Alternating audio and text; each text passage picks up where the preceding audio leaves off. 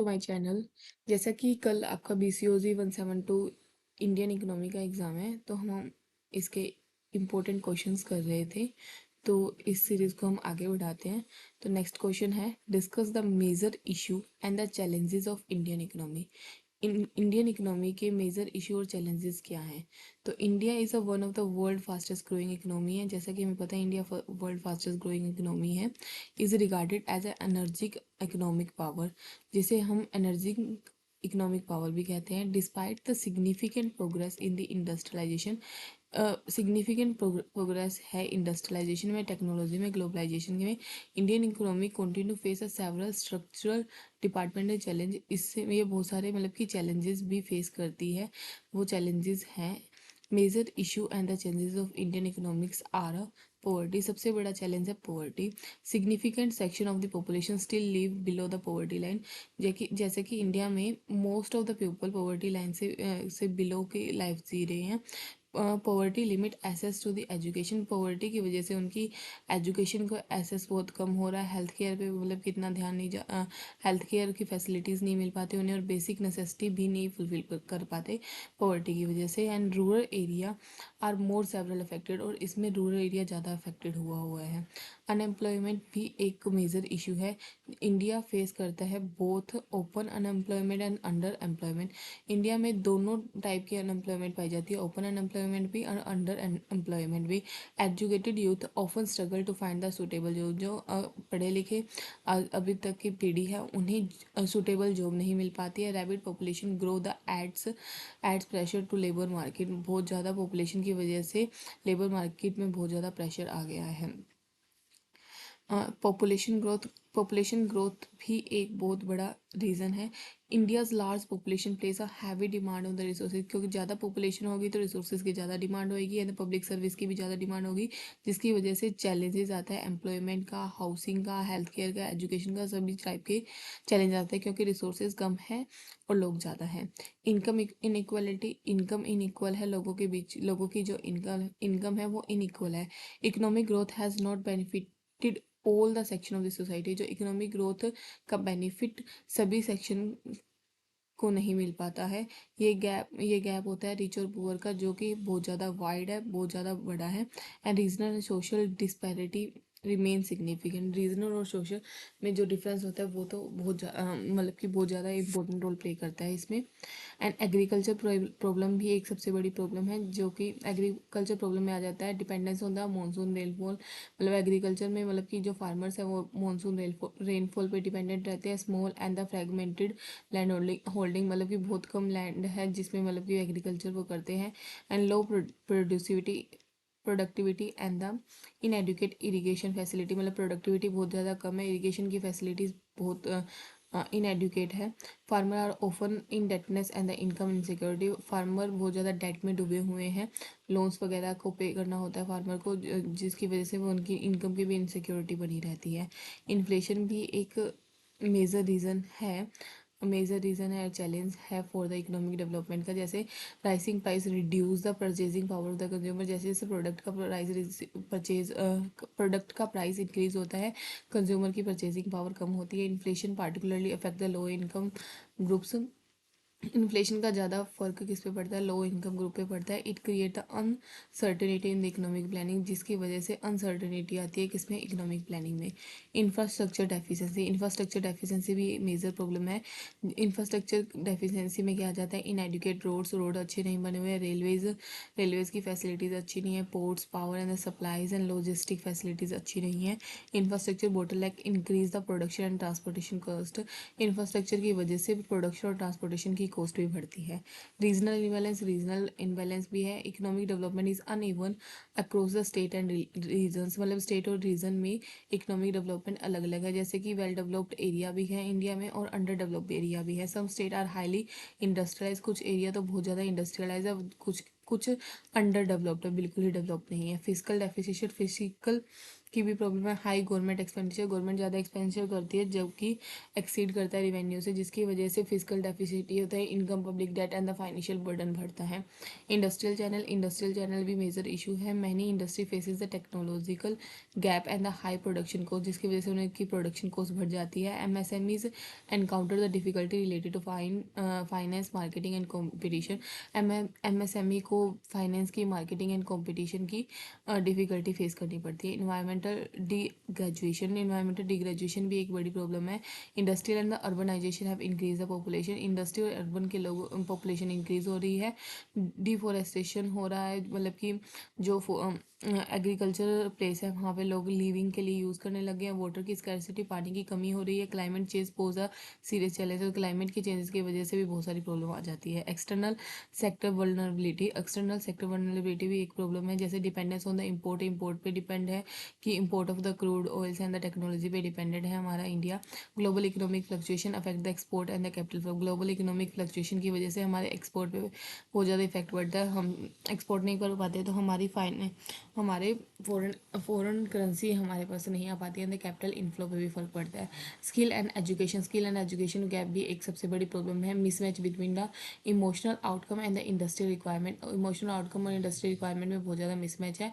Shortage of skill man power नहीं मिल पा रहे हैं। अफेक्ट द प्रोडक्टिविटी, जिसकी वजह से प्रोडक्टिविटी और कम्पिटिटिवनेस पे इफेक्ट पड़ता है।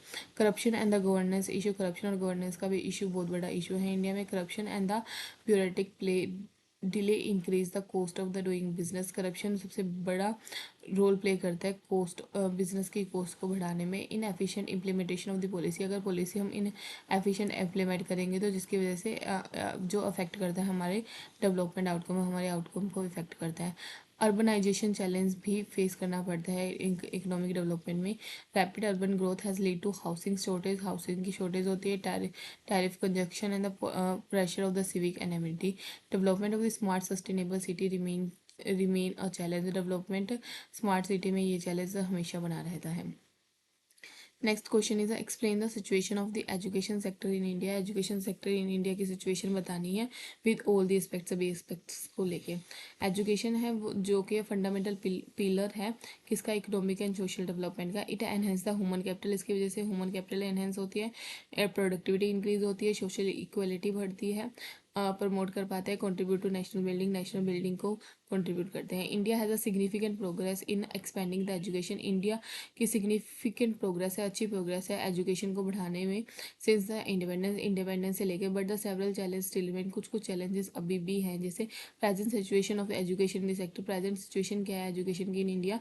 India has one of the largest education system in the world में सबसे बड़ा एक लार्जेस्ट एजुकेशन सिस्टम है, कंप्राइजिंग द स्कूल, जिसमें स्कूल आ जाते हैं, colleges, universities, technical institution and the vocational training courses आ जाते हैं। Government initiatives and increasing the private participation, government initiative और प्राइवेट पार्टिसिपेशन बढ़ रहा है। Has improve the access of education, education का एसेस बढ़ता है जिससे इंक्रीज होता है। But the concern regarding the quality and the equity and the employability persist, लेकिन कंसर्न रहता है क्वालिटी ऑफ एजुकेशन में, इक्वल एजुकेशन मिल रही है या नहीं, इसका कंसर्न हमेशा बना रहता है। Various aspect of the education sector in India, education sector India के एजुकेशन सेक्टर के कई एस्पेक्ट के बारे में पढ़ते हैं। अब हम expansion of the educational infrastructure, education infrastructure का एक्सपेंशन हो रहा है, large network of school open हो रहे हैं, कॉलेज यूनिवर्सिटी ओपन हो रहे हैं across the country.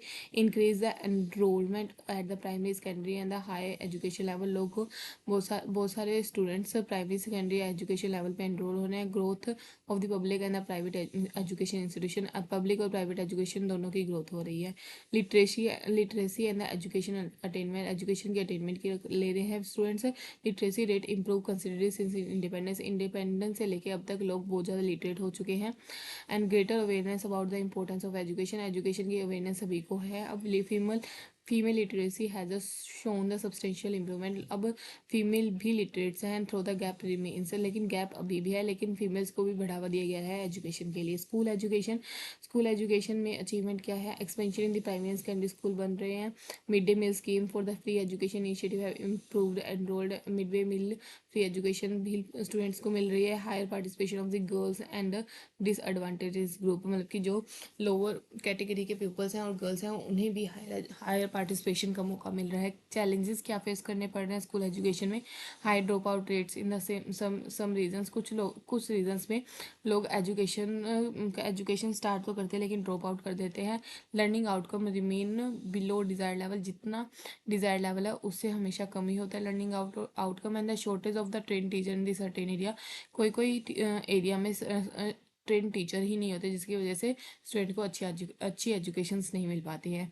Higher education की स्ट्रेंथ क्या है? India has a one of the largest higher education system global का एक one of the largest education system है। ग्रोथ इन द यूनिवर्सिटी में ग्रोथ हो रही है, इंजीनियरिंग कॉलेज में ग्रोथ हो रही है, measurement institutions and the research centre में ग्रोथ हो रही है। Increasing the international recognization of the Indian graduate, international recognization हो रहा है इंडियन ग्रेजुएट्स का। चैलेंजेस क्या फेस करने पड़ते हैं? Quality variation among the institution, सभी अलग अलग इंस्टीट्यूशन में अलग अलग क्वालिटी का वेरिएशन है, डिफरेंस है। लिमिटेड रिसर्च एंड इनोवेशन, ज़्यादा रिसर्च एंड इनोवेशन नहीं है, research and innovation is limited है। Employment concern among the graduation employability की, एम्प्लॉय काम करने की एबिलिटी नहीं हो पाती, ग्रेजुएट होने के बाद भी लोगों को वर्क नहीं मिल पाता, एम्प्लॉयमेंट नहीं मिल पाती है। Technical and the vocational training, technical and the vocational training की क्या रोल है, क्या एस्पेक्ट है? Expansion of the technical institution का एक्सपेंशन हो रहा है।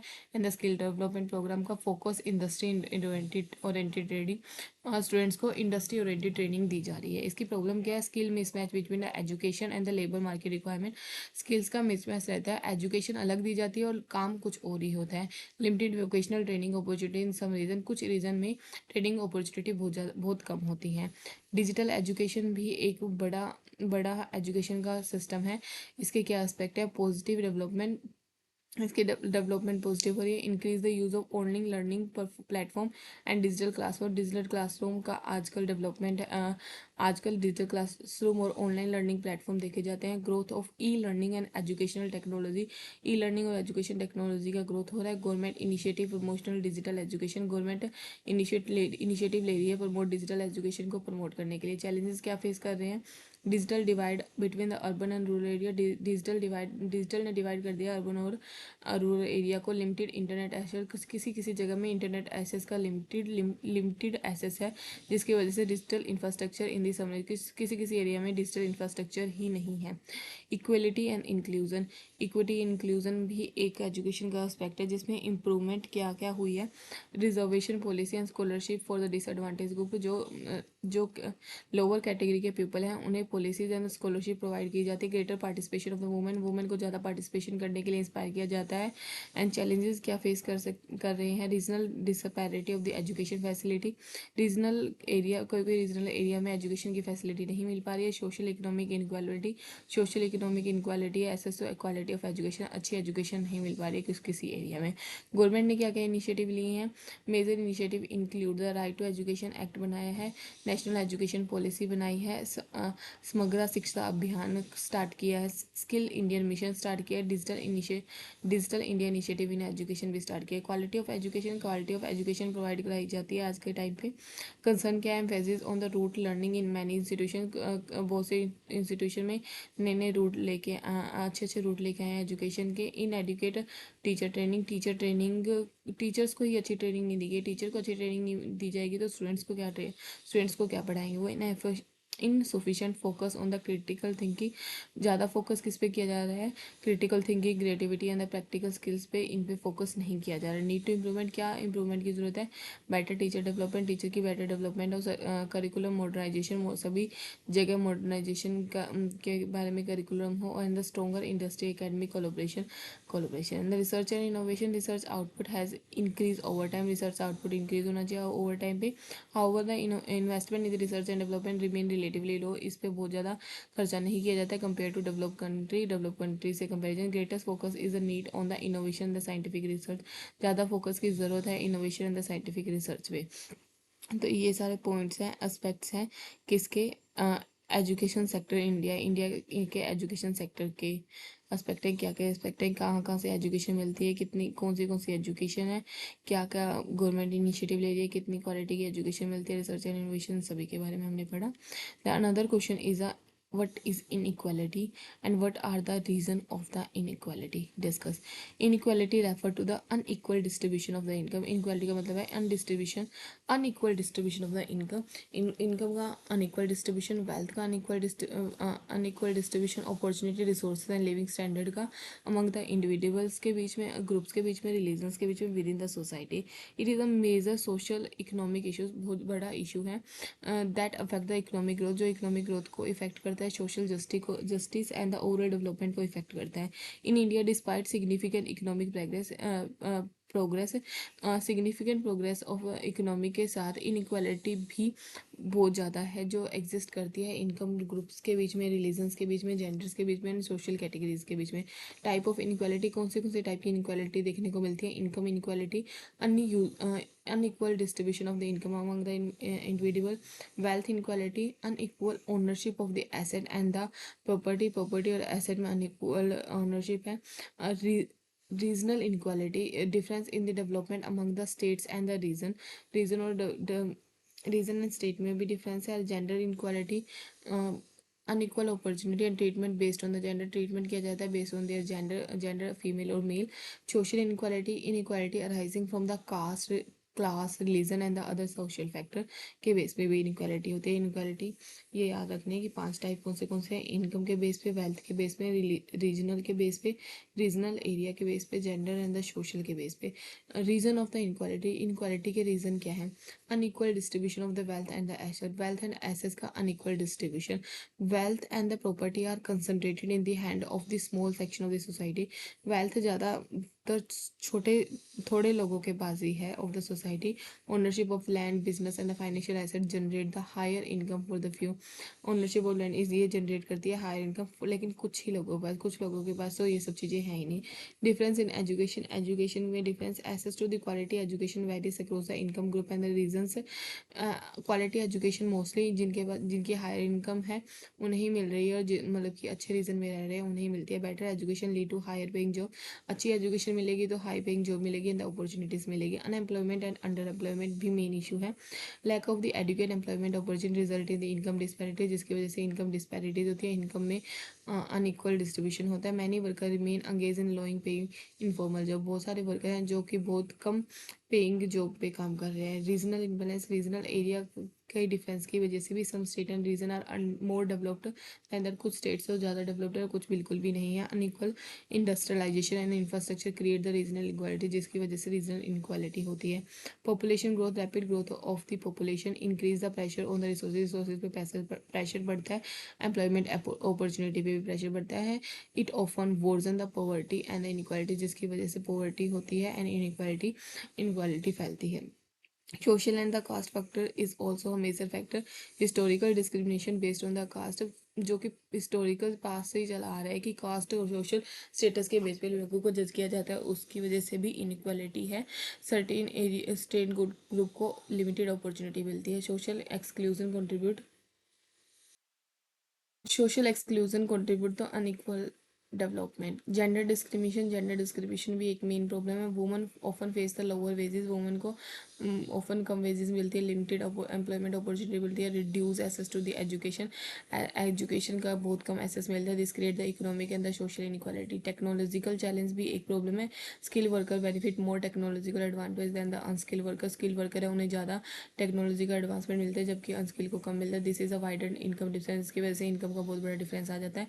Globalisation create the opportunity for the skill and education individual. Globalisation की वजह से स्किल और एजुकेटिव इंडिविजुअल को अच्छी अपॉर्चुनिटी मिलती है, लेकिन may leave the low skilled work behind, लेकिन लो स्किल्ड वर्कर होते हैं वो पीछे ही रह जाते हैं. Benefit of economic growth are not equally distribute नहीं हो पाता है.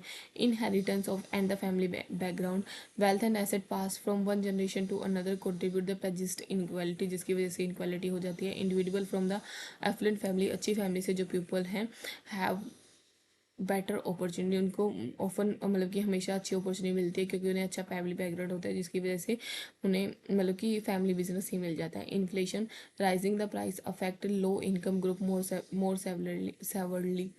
राइजिंग प्राइस भी मतलब इफेक्ट करता है। लो इनकम ग्रुप जिनकी इनकम कम होती है उन पे बहुत इफेक्ट पड़ता है। There is a purchasing power decline, the increasing economic disparity, जिसकी वजह से इकोनॉमिक डिस्पैरिटी फैलती है।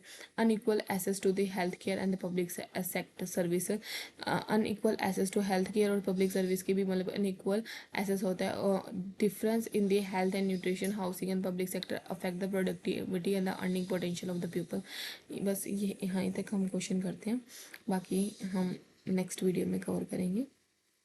Thank you.